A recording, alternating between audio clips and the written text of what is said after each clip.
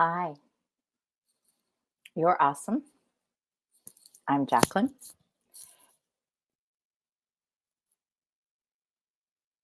In that pause, in that moment, each of you, including me, have the ability to be present to what we're receiving. And there are millions of people that are spreading good news, that are spreading love, that are being in that sense of peace, harmony, love. And then there's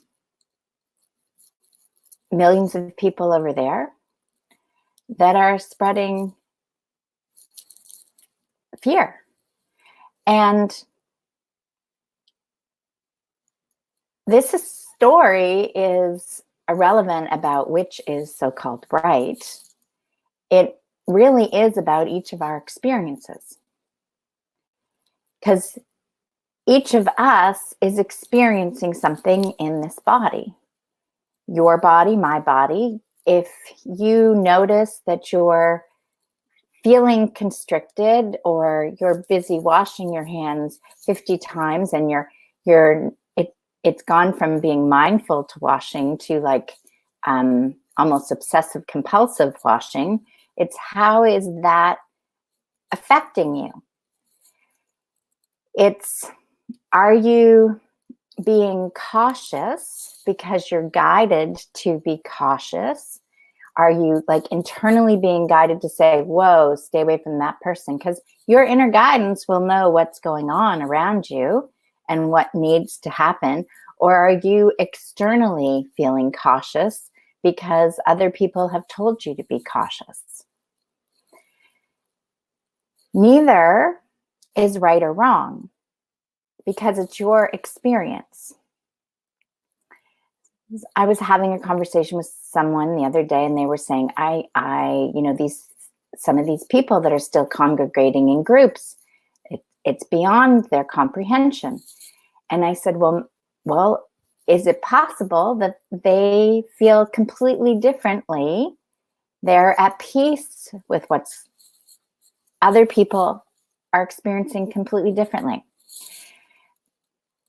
The analogies I like to use are, let's say, in this case, movies. If you love to go watch the adventure movies, if you love to go watch the ending of the world movies, if you love to watch emergency movies and rescue movies, or even on TV, if you were used to watch those programs, if that's the stuff that gets your, adrenaline going and that's what you really feed on, well, guess what? That's going on now in a big way that you can participate in. And some people love that experience. I was more the person that those types of stuff bothered me. I could feel in my body that it just didn't make me feel good. I was the one that wanted to, before the bad guy got there, I was already like, ah, okay. I prefer the romantic comedies, the good humor, not the off humor, but just pleasant. Like I enjoy feeling joyful. I've done the suffering thing. I've done the out of control thing. I've done all that, and I've had that experience. And I got to the point, in some cases, at a young age, by some people's standards, at 28, 29, saying the world doesn't make sense the way I was viewing it. And it's interesting, what came to me this morning was, I remember when I left Kodak and I was saying to my father, who had a very successful career, retired at like 52, you'll still love me if I decide to become a social worker. And he's like, why would you do that, right? And it was like, see, there was this, I kept asking, and he's like, that why would you want to do that? And for me, that was where I, in a sense, had come from. I'd come from this idea that having a certain career a certain level of income, having a certain achieving, being top sales rep, things like that were important. And it's interesting that as I would use that example that came to me this morning, oh, are you still going to love me as a social worker? All of a sudden, the world is becoming aware of all the nurses and doctors and public PSW, public service workers, everybody that's working in healthcare, everybody that's working at the grocery stores, everybody that's picking up your garbage.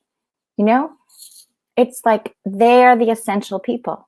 Well, they've always been essential people because they're people and they're essential. And it was the perception of others and in the world that made it somehow that was a less than important job. And now it's completely essential.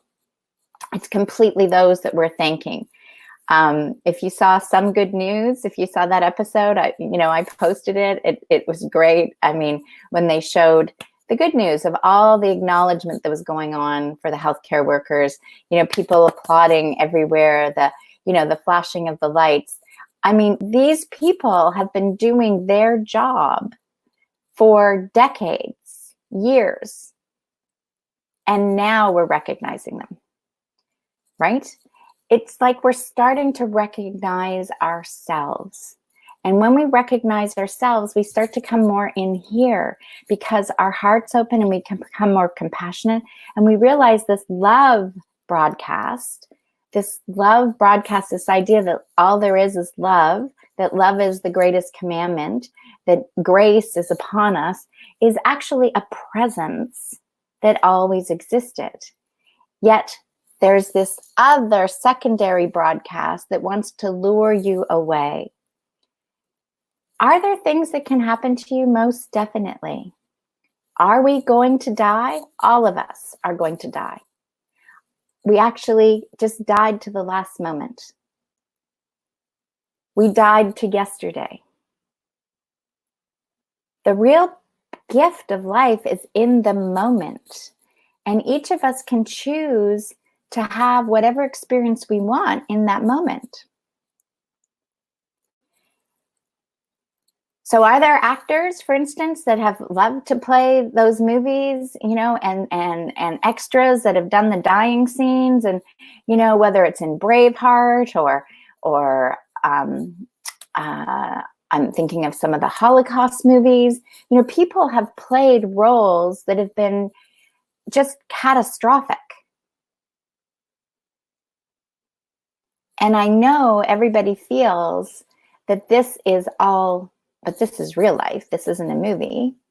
Consider that if you could go from within, consider if you were in the video game, consider if you were in the movie and you realized, wow, you could actually step out of it. You might be having a different experience. The presence that existed, whether you want to call it from a scientific standpoint, the vibrational frequencies, this unified field consciousness, infinite possibilities exist, and every single person can have their own infinite possibility. It's like every different person has their Facebook page. Countless people have their own Instagram, have their own YouTube, Snapchat, TikTok, you name it, right? They're all there. You can have your own individualized expression. So each one of us are having an individualized experience. And in that experience, whatever you're experiencing is what you need to experience. So if you're finding yourself that you're really, really fearful, that you realize you're stepping outside and you're thinking, oh my gosh, am I putting my foot down on somewhere that somebody had coughed and left something? And are you like just constantly in trepidation of that something's going to get you? I just suggest that you might realize what that impact is on your body. Because just as I'm going through the motions, like I can feel the tightness in my body. I can feel that I'm constricting. And it's like, whoa, get that all off. The only thing that's changed for me in the sense of is this, and for most people, they've still, that have been you know, more at home doing their online stuff, is now we have this other conversation that the whole world has come in together. The whole world has come in together to say, hey, each of us has the power to choose how we respond. Do we do it in love, or do we do it in fear? Are we loving our neighbor, taking care of our neighbor, being considerate of our neighbor, realizing that our neighbor might be going through and having different perceptions than us about this situation, and it's okay? Or are we judging our neighbor? Are we now becoming the vigilant police that we're going to be like, oh my gosh, that person got too close to that person because you're so fearful of what could happen? So there is nothing that either of us can control. There's nothing. We can't even control our body. I don't know how I breathe. I don't know how this internet thing works. I don't know how I flick my eyes. I just know that happens, you know, like, so if you're honest with yourself, you're completely out of control. We like to think, the ego likes to think it's in control. Life is the experience that you're having. And in that process, you have a choice of how to respond. And I truly, wholeheartedly, my heart, believe, and I painted that, I think, 3 years ago, because that was it. That was my heart 3 years ago, expanding, is that we are on a global transformation, and how it's going to unfold. I completely believe that this is healing from the inside out, that every single person is getting an opportunity to go within and come from within and decide from within what works for them, what feels true, what feels invigorating, what feels joyous, what feels freeing, what feels creative and inspiring. Where do they feel connected? Where do they find that peace? And it's about being true to yourself, because if you're doing something just to feel good about yourself, then you're also attached to that. And that means that when you're doing something that isn't so good, you feel disconnected on that. And it's not about doing it for someone else's approval, because then you're also subjected to when other people don't approve. Trusting your inner guidance. This is what I feel. This is a big thing for everybody right now, and that's why the book is about to be ready for everybody to get. Learn how to trust your inner guidance in 10 days. Is that you're going from relying on what everybody else is saying, including me right here. It's stopping, paying all out your attention out there and coming within. And if you've never meditated, it's okay. That's okay. I've moved from, in the sense, meditation to tuning in, because it's like, to me, meditation, for me, it was like I could connect to the higher essence of being. But it's also, for me, now the little tune in I do, it's like bringing the whole presence of the universe right down to the tips of my toes. So I recognize that this universal presence, this existence, this nothingness, but everything, nothing and everything, is somehow making my body move and doing things, and I'm having an experience. I will, again, make an analogy, like the time that I put on these 3D goggles and gloves, and went and saw from just being in a bare room to all of a sudden being in a virtual commercial kitchen, and then putting on a headset, and this is how I was being told, you know, this was the experience of how people were now going to have their trainings for jobs. And it would say, go turn on the taps. And I'm like, wow, this is kind of cool. It really feels like I'm turning on the taps. So if that's really what our world is, that we've just made this body, we think it's all concrete and it's really real. Instead, it's just an expression. We're just the actor. We're just in the video game. And we may have been just a little too attached to that role. We may have been a little too attached to all consumed with the nature of the game, instead of being able to step back and go, you know what? I see it from a different perspective. I feel it from a different perspective. When you can feel in your body that you can be relaxed and go from moment to moment in the experience, and then notice, whoa, now I'm starting to contract. Well, okay, relax. I guarantee you that your body knows when to react if you need to get yourself out of there. That is Gavin DeBecker, the Gift of Fear, the New York police detective that wrote it back, 15 years ago. We have moments that say, stop, don't go there. Comes to mind right now is my youngest. She was in like a ravine behind the community center where we were doing some rehearsal for a homeschool production we were doing. And wasn't her time to be rehearsing, and her girlfriend were down back in the ravine. And there was a gentleman that was down there, and he said, come on over, come see, I've got something to show you. And my daughter, I think she was probably 9 at the time. So she and her girlfriend started to go towards, and then immediately Faith had this feeling that she grabbed, Elise, and she said, we need to get the heck out of here. And they just took off and ran away.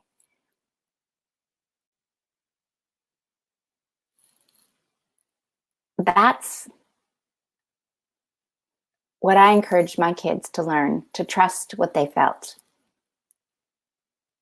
Because as much as I would love them to be or do in a certain way, because as a parent you want them guided, I do believe they're having their own personal experience. And I do believe that they're signed up for that, and that that's the experience they need to have. And they need to be able to trust what they feel versus the outside forces. They need to trust it because it's a greater plan. And when we all do our own little part in the greater plan, the universal symphony, we all play our note. We have these amazing healthcare workers that are on the front lines that are doing all this amazing stuff, and that have always been doing this amazing stuff, but now they're in the limelight. We have these amazing people that have been at the grocery checkout counters for decades, in some cases, showing up every day to check out your groceries, or 5 times a week. And a lot of people never even said hello to them. They weren't even a person. They were like, non-existent to them. And now people are like, oh my gosh, thank you for being here. Thank you that the grocery store is open. Thank you. I had never thought about what I would do if there were no groceries. Lots of other people were like, hey, we could have told you this was coming 20 years ago. We've gone off grid. We started our vegetable garden. We were prepared because we knew this was coming. Where, they can be saying, I told you so. And they did tell us. The thing is, we only ever know what we know, and we're only ever responding when we're ready to respond. And trusting that everybody's receiving what they need in order to grow their wings strong so they can get out of the chrysalis, it's beautiful. I was one that wanted to rip open the chrysalis and grab people out and say, come on, you can do it right now. But I've learned that it's important that each and every person receive whatever they need. And I do not know what that is, and neither do you. All each of us ever knows is what we receive in this moment, because the next moment, I don't even know what I'm going to get.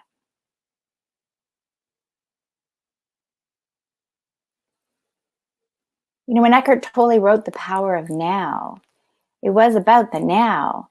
When we talk about being present in the moment, all the Buddhist teachings about being mindful, about being present, all that information was all there. When Jesus said, come, love your neighbor as yourself, love is the greatest commandment.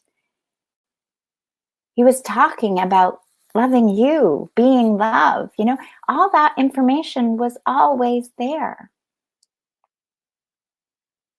Love your God with all your heart, with all your mind. Love God is this presence, this breath, this seemingly nothingness. And all of a sudden, this seemingly nothingness that gives us life is what some people are so afraid to do. And they're going to cover up their mask and they're afraid to breathe in, take in life, because they might get something that's going to hurt them. So if you feel guided to put a mask on because you feel guided, put that mask on, and you feel that that mask is what's going to save you, then go for it. I love the mask that, that was done initially for the deaf that is got the plastic insert. I think that at least would be great because everyone sees you smiling. If you feel you're fine, then be fine. And then notice how you feel if others judge you.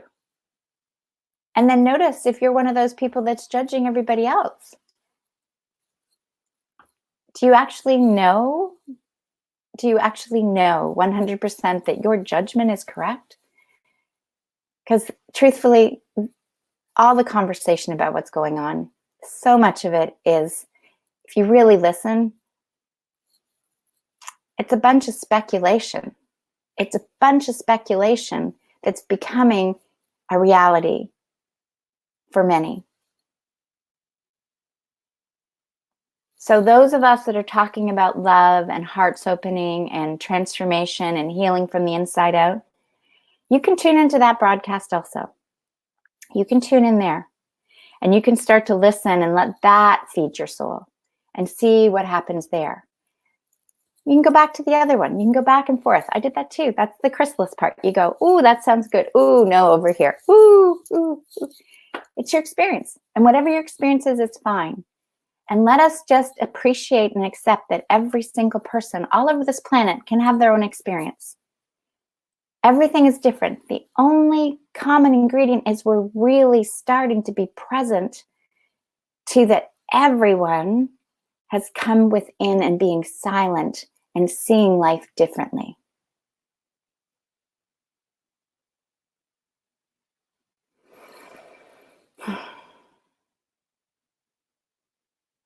So you can open up your hands, palms up, ready to receive the gift of life.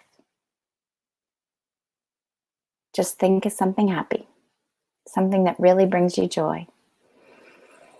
I'm looking forward to putting my feet back in the ocean here in PEI.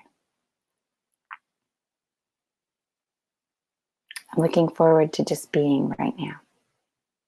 I'm asking for my inner guidance to clearly communicate with me in each and every moment for my highest and best good. And I'm asking to be open to receive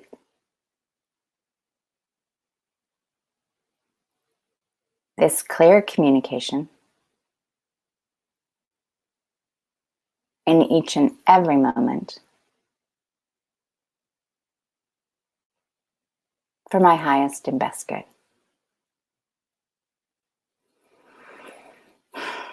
And to take joyful action on it.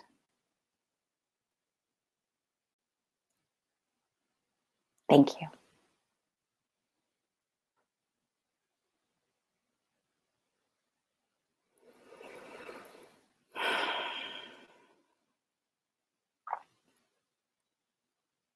Just notice how you're feeling in your body.